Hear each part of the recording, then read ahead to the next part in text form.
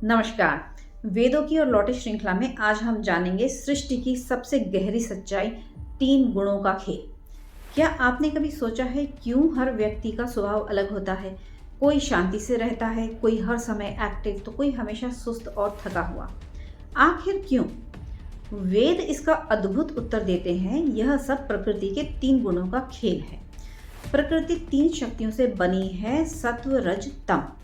यही शक्तियां सृष्टि को चलाती हैं और हमारा स्वभाव बनाती हैं। सत्व यानी पवित्रता और प्रकाश। सत्व गुण शांति, ज्ञान और संतुलन का प्रतीक है। जब हमारे भीतर सत्व बढ़ता है तो मन साफ होता है, हमारी सोच स्पष्ट होती है और निर्णय सही होते हैं।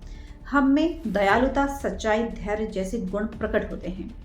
यही गुण आध्यात्मिक प्रगति की ओर हमें ले जाते हैं। दूसरा, रज यानी कर्म और गति। रजोगुण उत्साह, क्रिया और इच्छा का प्रतीक है। यह हमें काम करने की शक्ति देता है, लक्ष्य पाने की प्रेरणा देता है, जीवन को आगे बढ़ाता है। लेकिन जब रज अधिक हो जाए तो मन में बेचैनी, भटकाव और अस्थिरता आ जाती है। तीसरा गुण है तम यानी विश्राम और जड़ता। तम गुण अंधकार, आलस्य और अज्ञान का प्रतीक है, लेकिन यह जरूरी भी है क्योंकि यह आराम देता है, हमको शांति देता है। पर अगर तम अधिक हो जाए तो आलस्य, भय, नकारात्मकता बढ़ जाती है, हमारी सोच धीरे हो जाती है और जीवन ठहर जाता है। तो तीनों का मिश्रण बनाता है जीवन। हर व्यक्ति, हर जीव, हर वस्तु इन्हीं 3 गुणों के मिश्रण से बनी है। किसी में सत्व अधिक, किसी में रज तो और किसी में तम। यही हमारा स्वभाव, हमारी सोच, हमारा व्यवहार तय करते हैं। कभी सत्व बढ़ता है तो शांति आती है, कभी रज बढ़ जाता है तो दौड़ भाग बढ़ती है, कभी तम हावी तो सुस्ती, डर और भ्रम। यानी जीवन हर क्षण इन्हीं 3 गुणों के बीच डोलता रहता है।